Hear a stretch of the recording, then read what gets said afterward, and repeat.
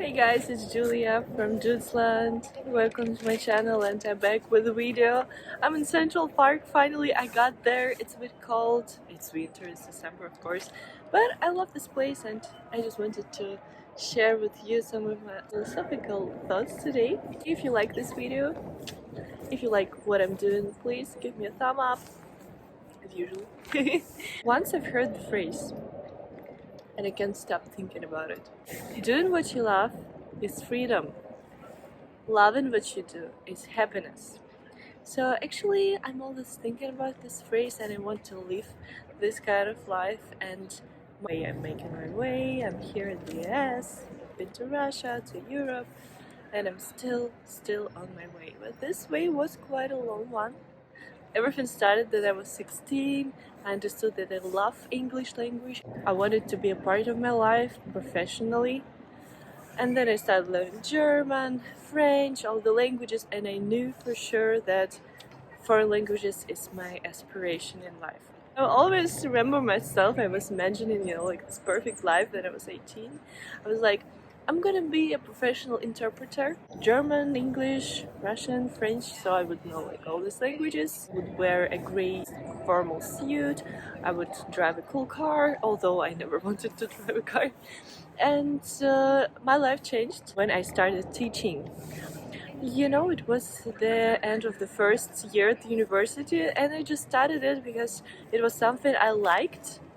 I thought I can do. I just tried to overcome my fear of doing anything new. It's always hard to start something.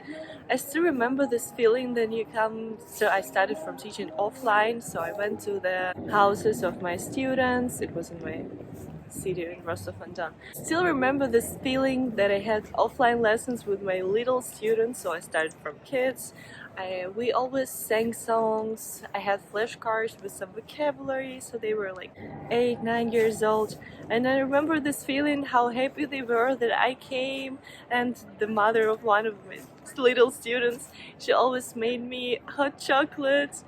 And that's what built me as a person, I would say. I started doing it and I loved it so much, and I started growing in this field.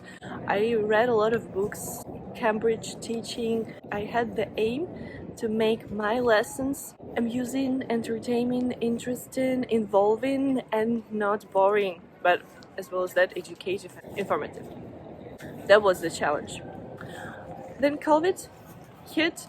I started teaching online, which actually was one of my best decisions in life as well, because it's really comfortable. And I switched from kids to adults because with adults it's still easier. It's still easier to teach adults because they know that what they are learning this language for. So that was my best time.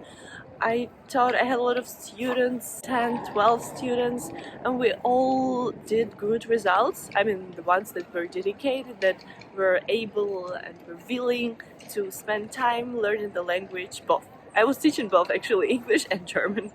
I was so delighted to hear them saying, "Thank you so much, now I can speak to my international acquaintances." Or I can even move to Germany because we had lessons and you taught me. And I was like, oh my god, isn't it the best feeling ever? I loved it and I still love it. All of my students, they always were very grateful. Not only did I share this language knowledge, it's important of course, grammar, vocabulary, phonetics, but as well as that, I taught them the culture. I told them a lot of funny stories, my mistakes during some trips in Europe, what I should have done, what I shouldn't have done, some cultural differences. But my mistake was that I went deeper, but I didn't go wider. So I always had this fear of making something bigger, of growing, like having not only individual lessons, but having group lessons, arranging speaking clubs. So I've always had this fear, and I confess I still do.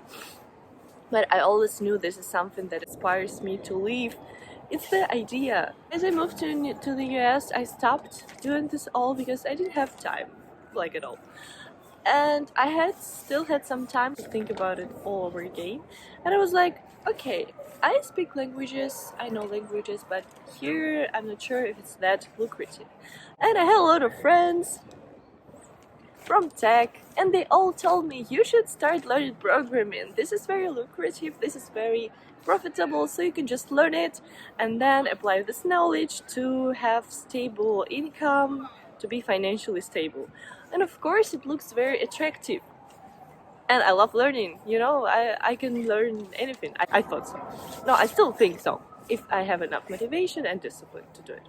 So I've started learning web development, so JavaScript, CSS, HTML, and it was interesting. I think it blew my mind in the way that I understood the way every single button works in the computer. I understood this algorithm on the very basic initial level, of course. But still, I was so delighted, like, oh my god, that's something new, I love it.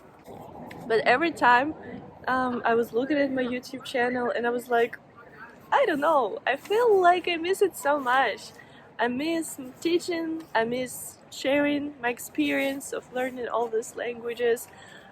I just miss talking and communicating and interacting with people. I'm always asking myself, so the life, what is life for me? Is it rather developing your skills that you already have? So I think I know that knowing 3 foreign languages is not a very usual skill. So should I develop this, or should I start something very new, but it might be accelerating for my life as well? So it's very tricky. Right now I just stopped learning web development, although I know it's very lucrative in the modern world. This skill is so necessary, but I don't know. There is one squirrel, I think she's listening. She's listening to me.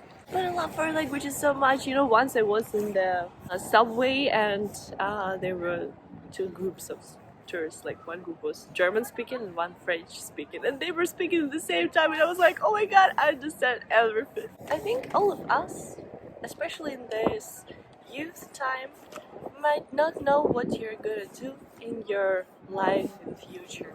I know how it feels. I feel like I don't know where to go, what to do.